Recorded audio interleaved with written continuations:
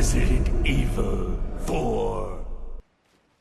Hello there, Sir from 17 once again. This is my Resident Evil 4 No Damage Professional run. This is chapter 2.1, and there's going to be the Gigante fight, or is it Gigante, or however the pronunciation is. Unfortunately, I'm English and cursed by bad pronunciation of foreign words. So, if you are a native speaker, then you'll have to bear with me, guys, but I do not do too good when it comes to that kind of stuff. So, this is such a good-looking game. Like, imagine when this came out, seeing this. Like, this was on a GameCube, and it looked awesome. Like, people give the GameCube a lot of shit, but I loved that console. It had some really fun games, and I mean, it didn't have that many, but the ones it had, I played for the entire life cycle, which is a testament to what good games can do. And this is such a beautiful game. But on this part, you have the options of going two ways. You'll notice I'm speeding things up now, guys, so that you don't have to sit through some of the picking shit up / messing with the merchant stuff. But the other way you can go on the boat involves going past a bunch of dogs, which is real bad news. Because the dogs normally are quite easy to navigate, you can just run past them, but these dogs are the ones that are laplied, or whatever the hell you call it, where they start getting all like the thing, and all tentacle rapey. And when they're like that, they can be really difficult to get around. There's a sequence later on in the game where you're in a garden maze and there's a ton of dogs there, and that is just one of the worst parts for me, because I've never liked the dogs, and the entire setup is just tense, and you know, it's good at what it does, but I've never enjoyed that part of the game. So there we go, we've just stocked up on some stuff. I'm double checking the map to see if I can give you an example of where you can go / where the game wants you to go. So there's your choice, you can go that way or you can go this way. We're going to go obviously towards the objective.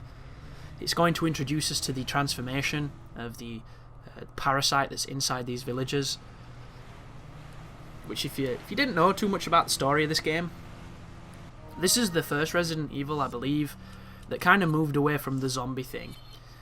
Don't get me wrong, the parasitic host symbiotic relationship is very similar to something like a zombie, but it's, you know, it gave them a freedom that I think zombies restricted them to, and it allowed them to be a little bit more creative and to respin a very popular and already well traversed piece of mythos, which is, you know, the zombies themselves.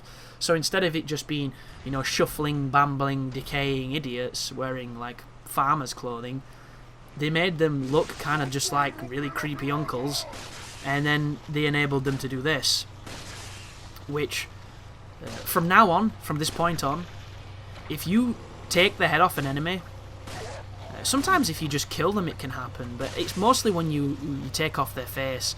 If you get a headshot on a guy, there is a percentage that he will turn into that creature that you can see coming towards me now. And there are several stages to the development of the parasite. The first one is like this, but less aggressive. I think the first one is just kind of tentacly. This one is level 2, because it's got that whip, and that whip is the bane of anybody's playthrough, because it's just horrible. And I don't like it at all. It's probably my least favourite one. Uh-oh, that was bad. There we go. And the thing with that whip as well, if they're on the ground, they can still whip you. So do not go anywhere near an enemy like that, or you'll take unnecessary damage. It's really cheesy, but it happens. And it reminds me of the chimeras on Devil May Cry 4, because when they're fused with that stupid bird thing that turns them into chimeras, the blade and the bird thing, they became an enemy that had this like passive defense mechanism where it just flails while you're trying to attack it, and there's nothing you can do. If you're close to it or you're attacking it, you take damage. And I never liked that design at all. And it's similar with the slashy guy on this, only not quite as annoying.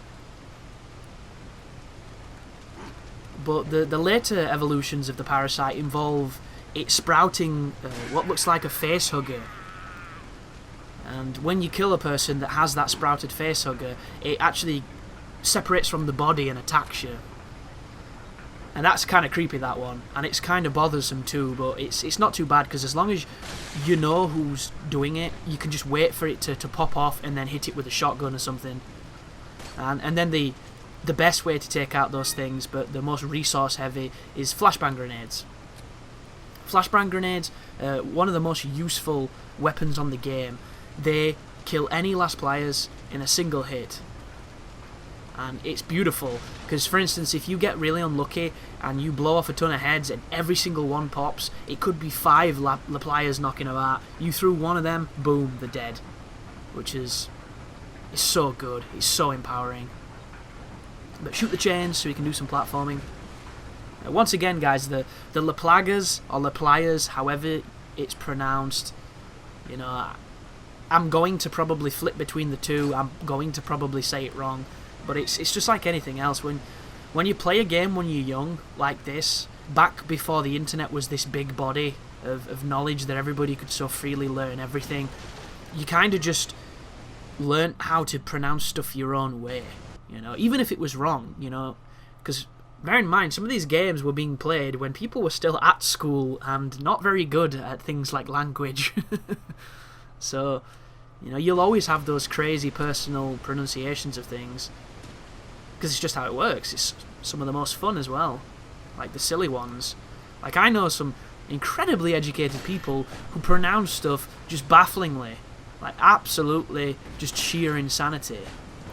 But there's a charm to it, and I think, unfortunately, thanks to how grammatically fierce some people are on the internet, and how, you know, quick people are to point out mistakes and castrate you for improperly using something and misusing stuff, it just makes you wonder, are these people even remotely educated when it comes to, you know, like, don't get me wrong, I need to make a little footnote here, guys. Correcting someone's grammatical/spelling error in the guise of a joke or mockery is fine. It's perfectly fine. But there are people who do it almost altruistically, like they're doing a good deed, and I think that can get really almost preachy and elitist. There's a really cool glitch here as well. If you step off this ladder to my right, on the corner of the ladder, and you do it right, you can fall through the geometry and run past this entire zone into the locked door. I think it's frame perfect though, it's very close, so it's pretty tough to do. I saw the Englishman do it. Is it ADGQ? Awesome AGDQ. I can't. Awesome Games Done Quick. There you go. Or what? Summer Games Done Quick or something. Who is a speedrunner who speedruns this game occasionally. But as I was saying, it makes me wonder with those people who like to feel superior because, you know, they proofread something they comment. It makes me wonder if they've actually studied a language at all, regardless of what that language is at a higher level.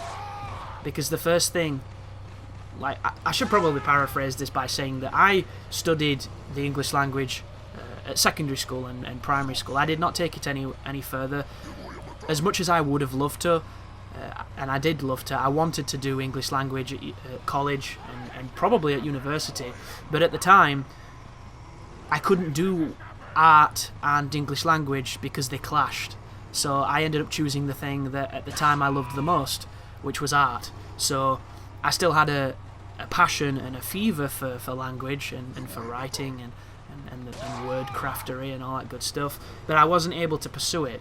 But there were people in my group who weren't so good at English doing key skills at college, and a university level English teacher came in, and I used to spend more time with her than the people she came to see because I had a passion for language. And that is like the extent of my education when it comes to, you know, the academic side of English. But she taught me a lot of stuff, and the first thing that she taught me was a tolerance that comes from learning the language, from studying the language, and you transcend is it right or wrong, because it becomes more about why did they choose to spell that, even if it was incorrectly, the way that they spelled it. And then when you analyse it phonetically, you see that, you know, it kind of sounds like that's how it should be said, but here are those little inconsistencies and you know, just strange nuances of the language where it's different. And it's not about judging at that point. That is, you know, one of the more mature and analytical parts of getting that deep down and studying a language. So it just makes me funny that these people that seem to think that these white-knighted martyrs of perfect sentences and speech, you know, they can't really know that much aside from the basics and have a good fundamental, because if they did, I don't think they would be so, you know, finicky and so aggressive and egregious with the way that they conduct themselves. And as I've said, folks, if you're using it in some kind of argument, in some kind of mockery, in some kind of jesty, jokey way, then I think it works perfectly, because it's the kind of pedantic silliness that works the best on the internet, and I myself indulge a lot, because I find it just silly. You know, somebody leaves a really hateful, angry comment on my channel and then incorrectly uses "you are" or "your," and I will just fuck them up based on that by putting something dumb, which, you know, exposes the fact that they did it wrong. And half the time, they're unfortunately not savvy enough to realise that it is a joke and that there is anything wrong with what they put. And a great one is if somebody says something like, you know, "you're shit," which, if you do that incorrectly, there is obviously a big difference between "you are shit" and, in fact, "you're shit." So, when someone were to put something like "you're shit," the best response I could ever give, which always makes me giggle, is "you're shit what?" And 90% of the time, the person who is guilty of the "you're shit" comment does not understand that they did it wrong. So they're just kind of like, they don't understand, and you have that amazing moment of not really superiority, just silliness, and I like that. But we're coming up on the boss fight here, guys. You know it's going to be a boss fight because it's too intimidating a room for it not to be. And the strategy is as follows. I'm going to run to the flaming like logs. I'm going to spin around. I'm going to throw a grenade at the feet of the Gigante when he gets close enough. And then I'm going to turn around and throw and bounce a grenade off the wall. It's very quick, it's very damaging, it's very tricky. Oh, sorry, I used 2 grenades to stun him. My bad. And then this is the one that kills him. So spin around, aim up, and bounce it off that wall there. And that is the end of the El Gigante. And anyone who has never seen that before and is a massive fan of Resident Evil 4, I just blew your mind. And I know that because when I saw it, it blew mine too. That is just... there's no words for that strategy, and whoever figured that out is a goddamn genius. It is so cool and so... oh, just... that right there is everything I love about games. A boss that you can spend 15 minutes shooting can be killed like that on the hardest difficulty through knowledge and skill. So cool. And unfortunately, that's the kind of stuff that is lacking in today's game development outside of a select few companies. And E3 is tomorrow, folks. I'm so stoked for it. I really am. I'm going to watch all the press conferences.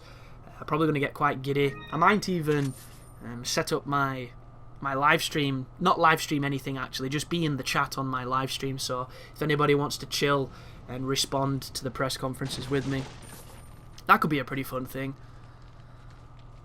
I'm tempted to put a video up before E3, like a hype video, because I've been wanting to do it for a few days now. I just don't really know what to do with it. Like, as much as I enjoy short and snappy videos, I've never been a channel that puts videos up for the sake of, you know, no reason for it to exist, is probably what I should say.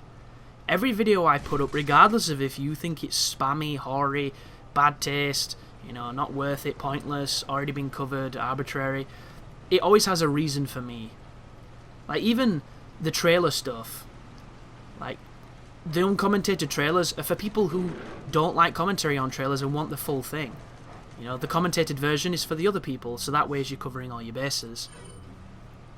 They have a reason to be there the way they are. That right there as well, guys, you can completely run past the dogs because they have a tracking issue where as long as you don't stop and as long as you don't square up for them to square up with you, they cannot get you for some reason, because their attack is a grab, technically, I think. So it has a certain amount of rules with how it's initiated, and if you keep moving, they can't seem to do it, and it's something that is really useful to know.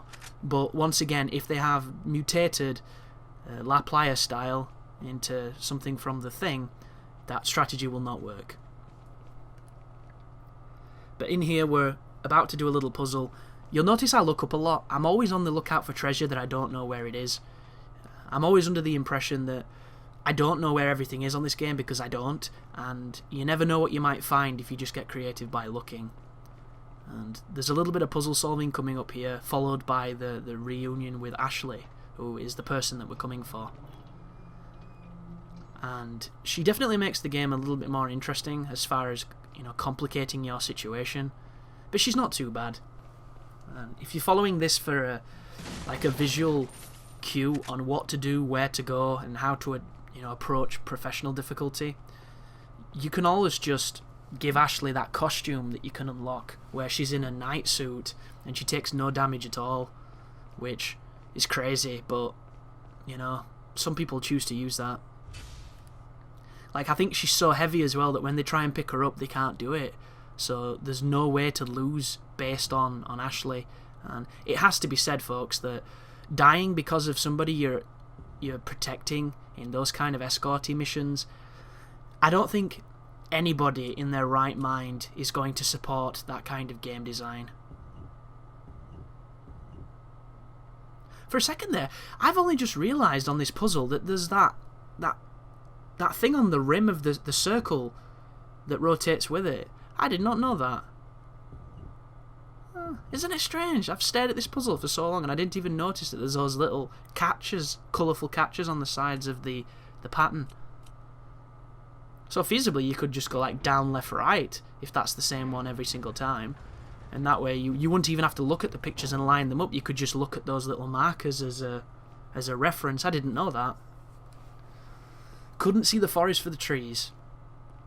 But now that we've solved the puzzle, it's going to release those spikes, those gates, and it's going to allow us to move into the area where she is. But as per usual, I'm going to check every single nook and cranny just in case, because I do quite like exploring on this game. But then again, I just think this game it's something else. It truly is. Like, I'm not the type of person who gives out false praise. I'm not the type of person who licks the arse of every game I play, because I just don't see the point in it. Like, I don't believe in 10 scores. I think that they're just a gimmick, because I think every game is flawed. What I do believe, however, in is a game that tries so hard to be exactly what it is and pulls that off at such an effective rate that I can't help but adore it. And that is exactly what Resident Evil 4 is to me.